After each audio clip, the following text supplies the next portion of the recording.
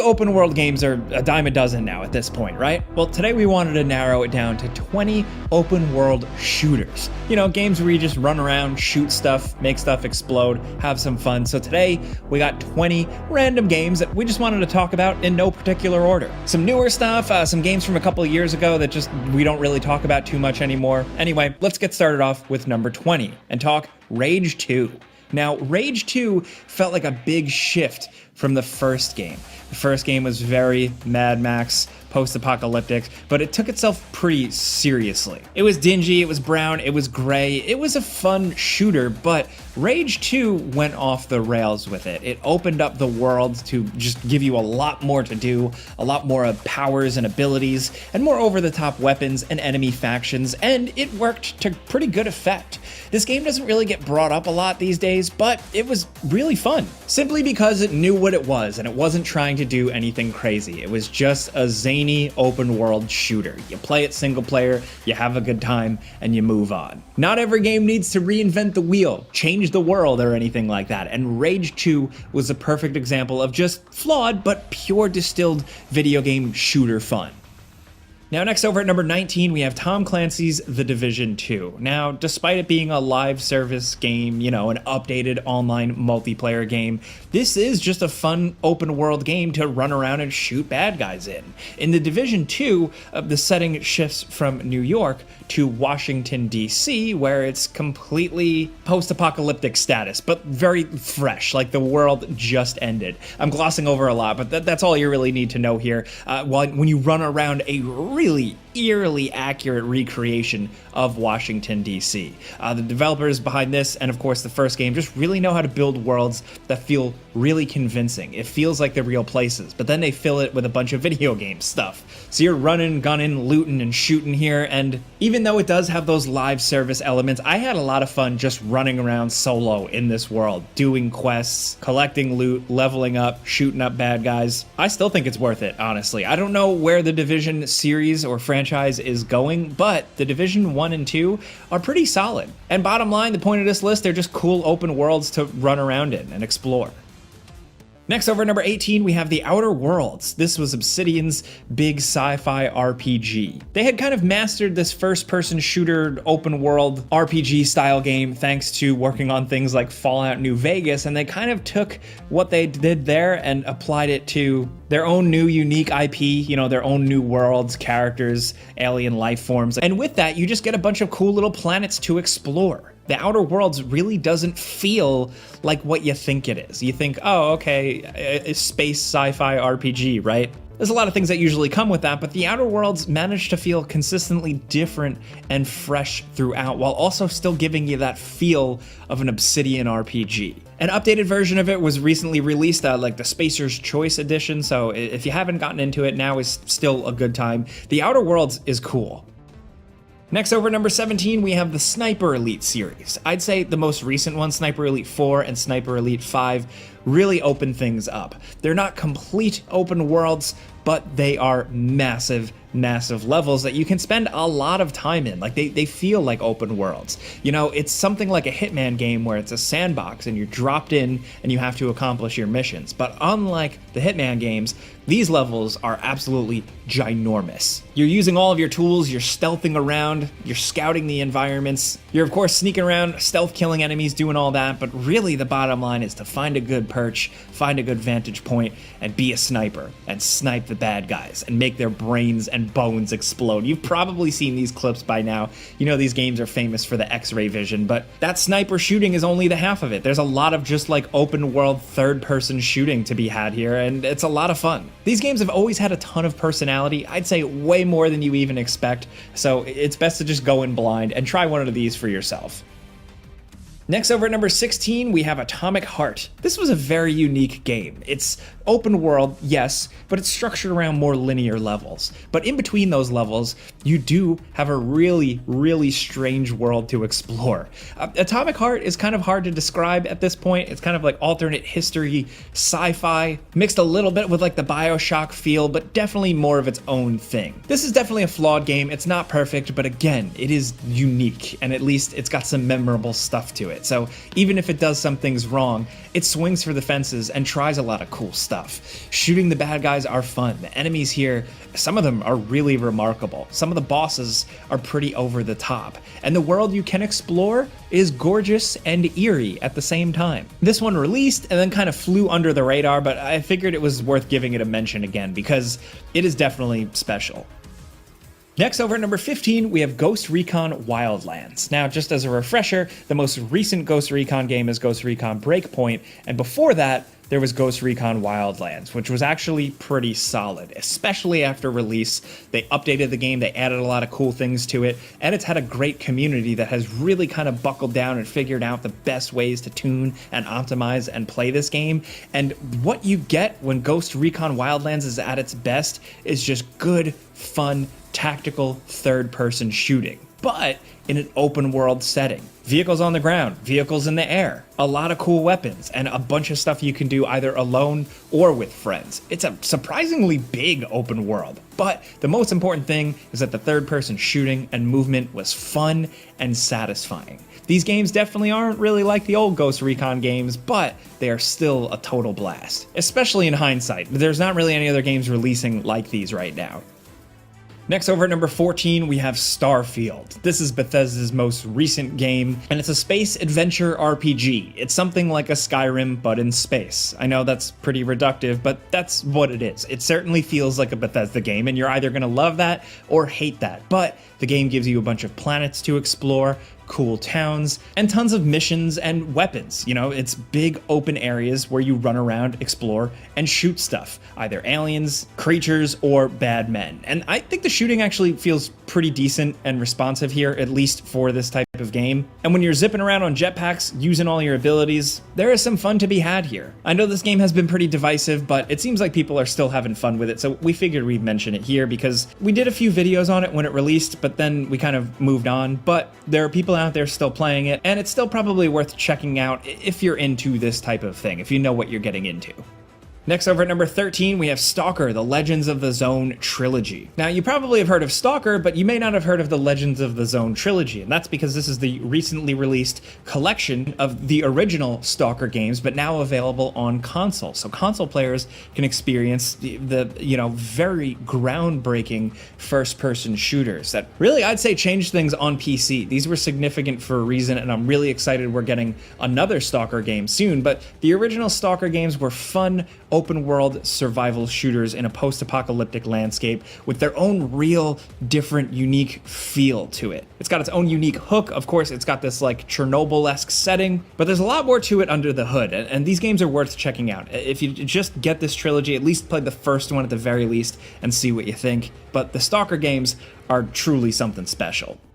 Next, over at number 12, we're keeping a similar theme here with Metro Exodus. The most recent Metro game is the most open one. You have big open areas to explore, all being kind of unique biomes, so it gives the game a lot of variety. But these areas are surprisingly big, and you're running around these post-apocalyptic landscapes, looting, shooting, questing, and surviving. This Metro game to me felt very different from the original two, but it's still worth highlighting. I don't think it gets enough love, but there's a lot of cool shit going on in it. Some really cool enemy encounters, some great environments, some scary and very tense moments, and just good old-fashioned Metro-style surviving in the dark. I was worried when they were taking the Metro series and kind of making it a bit more open-worldy, but with this, I'm glad it really worked out.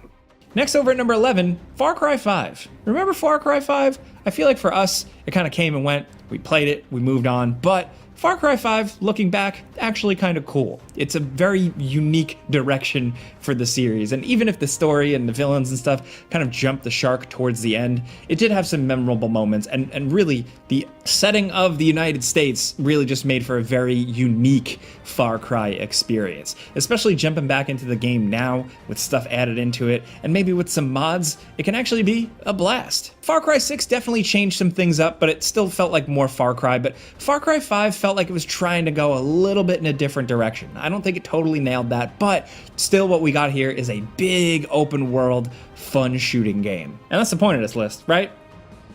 Now, moving on over to number 10, we're going somewhere totally different with Fallout New Vegas. Yeah, we had to mention Fallout once on this list because they are open world games and they're shooters, so it makes sense. But Fallout New Vegas is really special because it's Obsidian. It's not Bethesda, so it's got a really different, unique flavor to it. The quest, dialogue, writing, all that stuff is just on fire, like out of this world, interesting and compelling. And even though the game, especially at launch, was kind of ugly looking and glitchy, it really didn't matter because the core gameplay and the quests and all that stuff, the RPG-ness, was so much fun. It was just so interesting, and it made for a very unique, different flavor of Fallout that people really, really responded to. Fallout fever is once again at an all-time high with the popularity of the television show. A lot of people jumping into Fallout 4 for the first time, but New Vegas is the one you should definitely check out.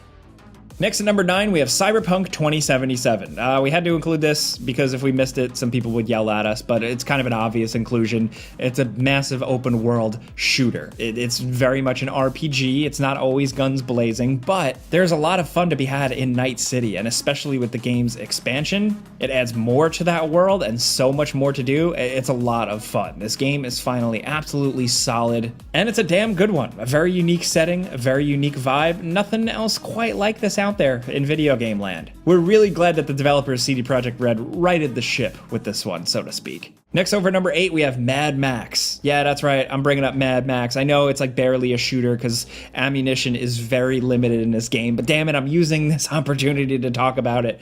This is a great open world game. It has a lot of open world stuff to keep you busy, but it's all centered around the Mad Max desert wasteland. So you're driving around in a car, you're upgrading your car, you're engaging in high-speed car combat, destroying other enemies' cars, ripping them apart with harpoons, knocking them off cliffs, all kinds of tricks, and it is so much fun. On the ground, you're running around, you're exploring, and you're getting into fights, hand-to-hand combat, kind of like Arkham-style combat, but Max also has this trusty boomstick which you can whip out in a pinch and blow away some dudes. So yeah, technically I'm counting it as a shooter, but either way, it's a good open world game.